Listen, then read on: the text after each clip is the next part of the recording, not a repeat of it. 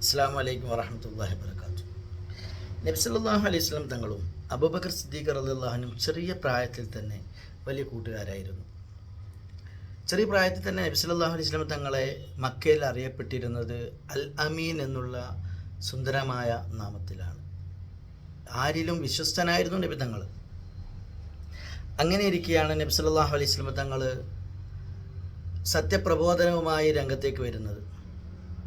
സത്യമതത്തെക്കുറിച്ച് ജനങ്ങൾക്ക് പരിചയപ്പെടുത്തിയപ്പോൾ അതുവരെ അൽ അമീൻ എന്ന് പറഞ്ഞിരുന്ന ആളുകൾ നബി സല്ലല്ലാഹു അലൈഹി വസല്ലം തങ്ങളെ തള്ളിപ്പറയാൻ വേണ്ടി തുടങ്ങി. ഇത് നടക്കുമ്പോൾ മഹാനായ അബൂബക്കർ റളിയല്ലാഹു അൻഹു അവിടെ സ്ഥലത്തില്ലായിരുന്നു. അബൂബക്കർ റളിയല്ലാഹു അൻഹു വന്നപ്പോൾ ആളുകൾ അബൂബക്കർ റളിയല്ലാഹുവിൻ്റെ അടുക്കൽ പോയി പറഞ്ഞു, നിൻ്റെ സുഹൃത്ത് മുഹമ്മദ് പുതിയൊരു മതവുമായി വന്നിട്ടുണ്ട്, എന്താണ് താങ്കളുടെ അഭിപ്രായമെന്ന്. ഇത് കേട്ടപ്പോൾ അബൂബക്കർ റളിയല്ലാഹു അൻഹു വേറൊന്നും ചോദിക്കാൻ നിന്നില്ല.